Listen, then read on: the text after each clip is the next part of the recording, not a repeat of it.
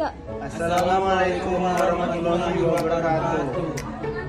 Perkenalkan, nama saya Muhammad Irfan Undin dengan NIM 01021282832809.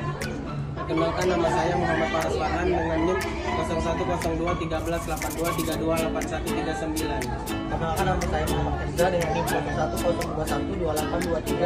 010212828093. Di sini kami akan membahas tentang pasar monopsoni. Jadi di sini kami akan menjelaskan tentang pasar monopsoni. Yang pertama, saya Muhammad Rizal akan menjelaskan tentang definisi pasar monopsoni.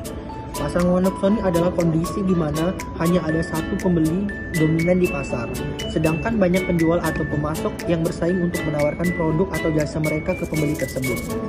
Dalam hal ini, pembeli tunggal tersebut memiliki kekuatan yang besar untuk menentukan harga barang atau jasa yang mereka beli. Jadi bisa dibilang monopsoni adalah kebalikan dari monopoli, di mana monopoli adalah satu penjual menguasai pasar, sedangkan monopsoni adalah satu pembeli menguasai pasar.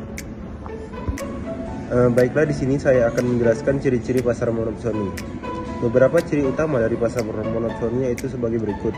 Yang pertama, hanya ada satu pembeli utama. Di pasar monopsoni, satu pembeli besar menguasai seluruh permintaan pasar. Pembeli inilah yang mendominasi, dan pemasok atau penjual lainnya yang bergantung pada pembeli tunggal tersebut. Kedua, banyak penjual atau pemasok. Berbeda dengan sisi pembeli yang tunggal, di sisi penjual atau pemasok justru ada banyak pihak yang menawarkan produk atau jasa. Mereka juga harus bersaing untuk menarik minat pembeli sebesar ini. Yang ketiga, yaitu kekuatan penetapan harga di tangan pembeli.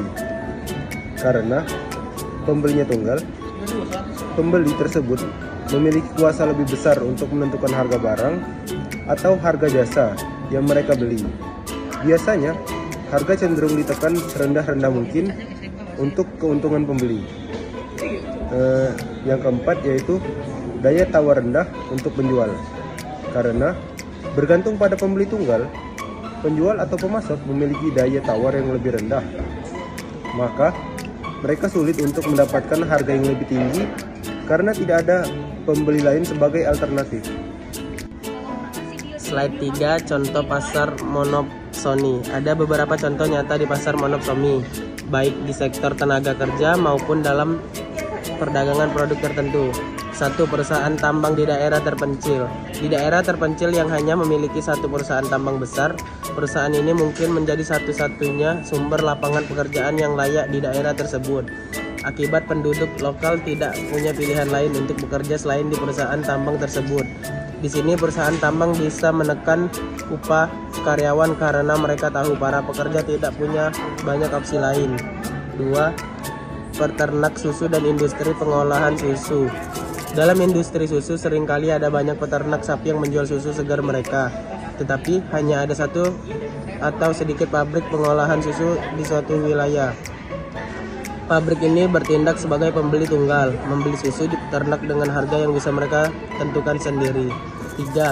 Pemasok buah untuk supermarket besar. Dalam beberapa kasus, supermarket besar bertindak sebagai satu-satunya pembeli buah dari petani kecil di daerah tertentu karena supermarket besar ini mendominasi pasar pembelian buah di daerah tersebut. Mereka punya kuasa untuk menetapkan harga beli yang seringkali tidak menguntungkan petani. Sekian, dadah. Dampak pasar monopsoni. Pasar monopsoni bisa menguntungkan bagi pembeli karena mereka bisa mendapatkan harga yang lebih murah. Namun dampaknya bagi penjual atau pemasok bisa negatif karena mereka tidak punya banyak pilihan atau menaikkan harga atau memperbaiki kondisi kerja. Akibatnya, yang pertama, penjual atau pemasok mendapatkan harga rendah. Karena daya tawar mereka rendah, penjual atau pemasok seringkali harus menerima harga yang kurang menguntungkan. Dan yang kedua, standar upah yang rendah untuk pekerja. Dalam kasus tenaga kerja, monopsoni bisa membuat upah menjadi lebih rendah dibandingkan pasar yang kompetitif karena para pekerja tidak punya banyak pilihan. Kesimpulan, jadi pasar monopsoni adalah bentuk pasar yang unik di mana suatu pembeli dapat sebagian besar menguasai pasar dan banyak penjual atau pemasok bergantung pada pembeli tersebut. Situasi ini memberikan keuntungan bagi pemasok, pembeli yang bisa menekan harga. Namun, dapat merugikan penjual atau pemasok karena daya tawar mereka sangat rendah. Begitulah gambaran dari pasar monopsoni, sebuah konsep yang mungkin terlihat sederhana ternyata cukup kompleks dalam penerapannya di dunia nyata.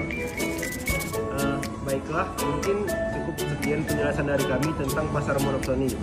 Mungkin video kami akan berakhir dari sini. Kami tutup. Wabillahi taufiq wal hidayah. Wassalamualaikum warahmatullahi wabarakatuh.